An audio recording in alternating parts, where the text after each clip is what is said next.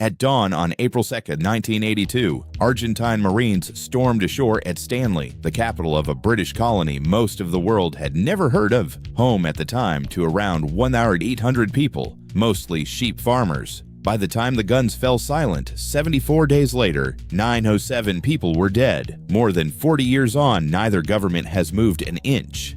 The Falkland Islands, Las Malvinas in Spanish, sit in the South Atlantic, roughly 300 miles off the coast of Argentina and about 8,000 miles from the United Kingdom that has administered them continuously since 1833. Argentina disputes the legitimacy of that possession and has never stopped formally claiming the islands as its own. In a 2013 referendum, 1,513 of 1,517 Falkland Islanders who voted chose to remain a British overseas territory, roughly 99.8%. The United Nations has passed resolutions almost every year since the 1960s calling on both governments to negotiate a solution. Neither one has agreed to what that would even mean.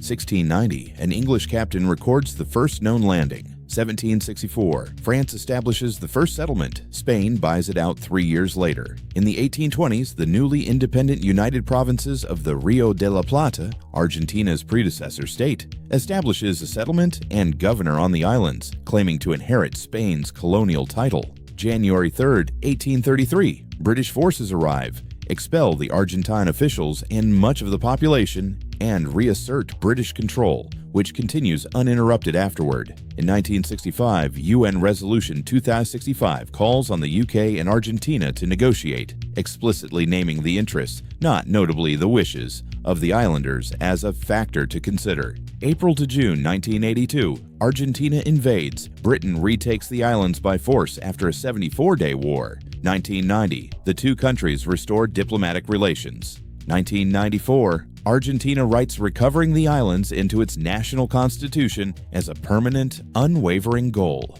2013, the referendum. Every year since, the UN's Decolonization Committee adopts another resolution calling for talks that don't happen. Britain's position rests on one principle above all: self-determination, enshrined in the UN's own charter, and the UK government invokes it explicitly. As it has stated directly, the United Kingdom does not accept that Argentina has any legitimate claim to sovereignty over the Falkland Islands, and there can be no negotiations on that sovereignty unless and until the islanders themselves wish it. Many Falkland Islander families have lived there for 6 or 7 generations, longer than many Argentine families have lived in Argentina itself. They are British, in the UK's account, by continuous residence and by choice, not by colonial imposition, and the 1982 invasion is remembered simply as an unprovoked act of aggression against a civilian population that had done nothing to provoke it. The 2013 referendum from London's side isn't a formality. It's the entire argument settled about as definitively as a vote can settle anything.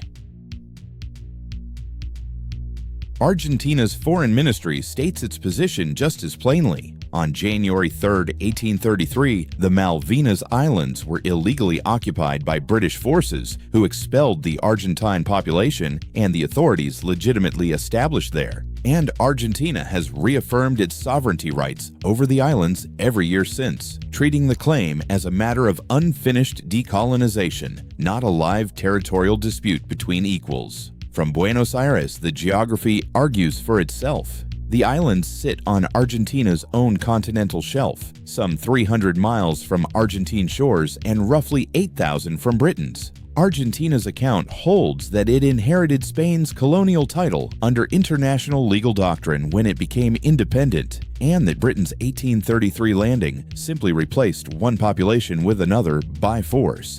Which is exactly why Argentina rejects the self-determination argument on its own terms. A population installed after an expulsion, in its view, cannot outvote the people it replaced. Argentina's 1994 constitution doesn't treat this as a historical grievance. It names recovering the islands by peaceful means, a permanent and unwavering national goal.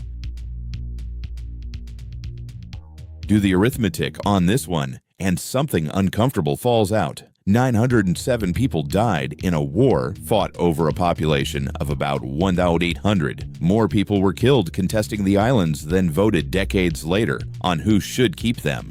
And for all the moral clarity each side claims, the actual mechanism the UN has proposed for decades, bilateral negotiation between Argentina and the United Kingdom, has no formal seat in it for the roughly 3,000 people who live there now.